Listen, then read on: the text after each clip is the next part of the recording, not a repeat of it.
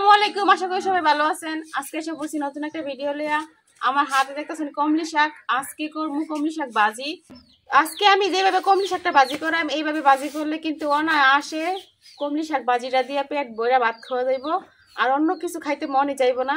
তো আপনারা পুরো ভিডিওটা দেখতে থাকেন, আশা করি ভালো লাগবে যে আমি কমলি শাকটা কিভাবে ভাজি করতেছি। প্রথমে কমলি শাকটি ভাজি করার লাগে কমলি শাকটি ছোটো করে কাটিয়ে নেওয়া লাগবে। আমি কিন্তু এই কমলি শাকগুলো আগেই পরিষ্কার করে ধুয়ে পানি জড়াই রাখছিলাম।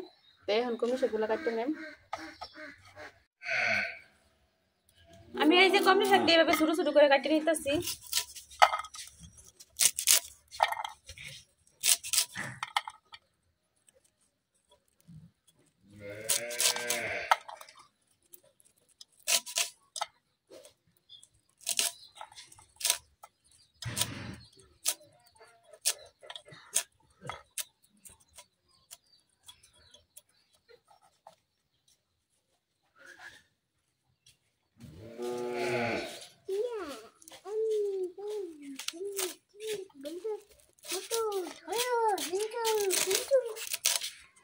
এখন আমি সবগুলো কমলি শাক এইভাবে কাটিয়ে লইলাম।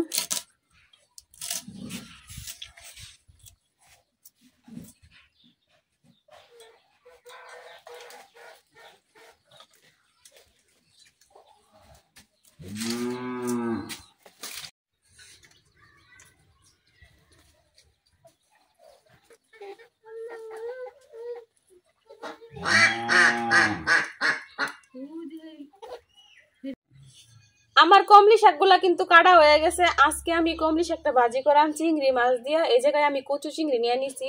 আপনি চাইলে বড় চিংড়ি মাছ দিয়ে ভাজি করতে পারেন। এই কচু চিংড়ি দিয়ে কমলি শাক ভাজি করলে কিন্তু খাইতে অনেক মজা লাগে। তো এখন আমার কাটাকাটি সবকিছু শেষ। এখন আমি রান্না করার লেগে চুলাটা ধরাই নিয়ে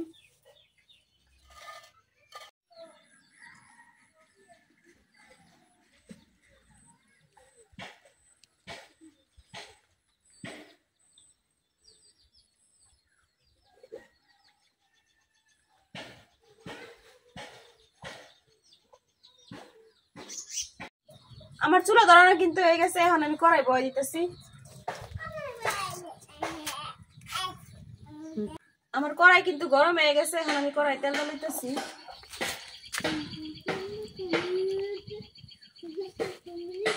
আমার তেল গরম হয়ে গেছে। আমি তেলের মধ্যে দিতেছি কাটে রাখি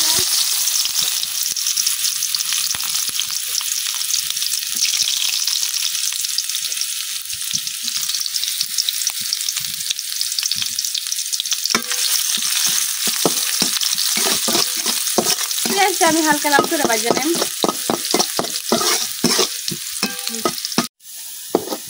পেঁয়াজটা কিন্তু হালকা লাল করে ভাজা হয়ে গেছে। এখন আমি দিয়ে দিতেছি আদা রসুন বাটা।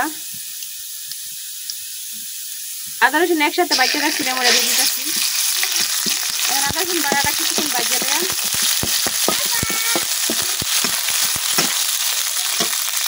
এখন দিয়ে দেন কাটিয়ে রাখা কাঁচামরিচ। সবকিছু কিছুক্ষণ ভাজা নিয়েছি। এখন দিয়ে দেন একটু পানি।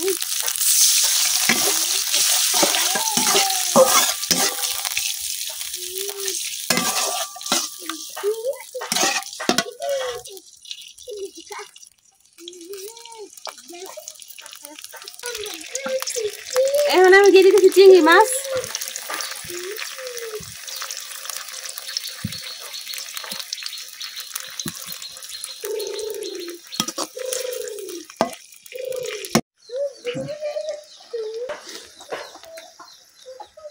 এখন আমি এক এক করে সব গুঁড়া মশলা দিলাম। দিয়ে দিতেছি মরিচের গুঁড়া, হলুদের গুঁড়া,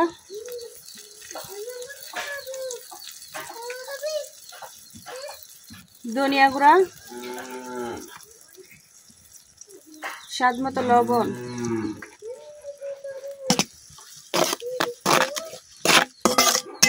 এখন মাছ আর মশলাটা কিছুক্ষণ কষাইলাম।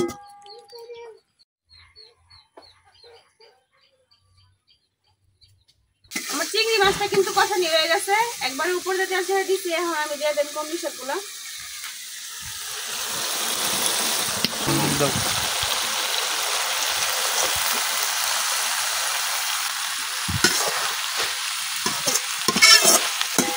শাকের সাথে চিংড়ি মাছের মশলা আমি খুব ভালোভাবে মিশাইলাম।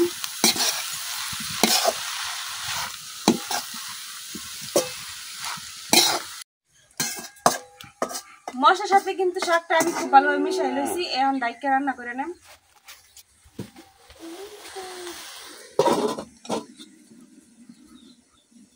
শাকটা যখন রান্না বসাছিলাম তখন কিন্তু কোনো পানি ব্যবহার করি নাই, কারণ শাকের থেকে অনেক পানি উঠবো। আর এই পানিটা দিয়ে রান্না হয়ে যাইব, এক্সট্রা করে পানি দেওয়ার কোনো দরকার নাই। আর আমার শাকটাও কিন্তু খুব ভালোভাবে সিদ্ধ হয়ে গেছে। এই যে আর একটু রান্না করে নেম, তাইলে কিন্তু হয়ে যাবে আমার শাক রান্না।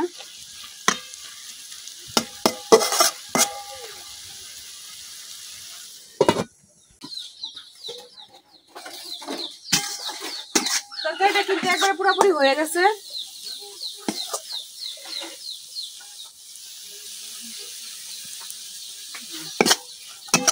এখন আমি নামাই নেম তরকারিটা।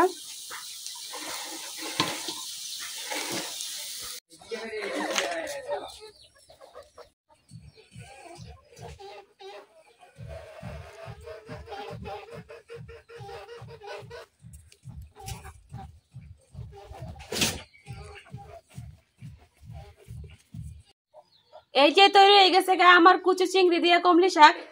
এইভাবে কমলি শাক রান্না করলে কিন্তু অনেক ভালো লাগে খাইতে। একবার মাছ মাংসের কোনো দরকার নাই, এগুলা দিয়ে পেট ভরে অনেক ভাত খাওয়া যায়। আর চিংড়ি থাকলে তো আর কোনো কথাই নাই, কারণ চিংড়ি মাছের তো গ্রানেই পেট ভরে জায়গা। তো দেখেন আমার তরকারিটা কত সুন্দর হয়েছে।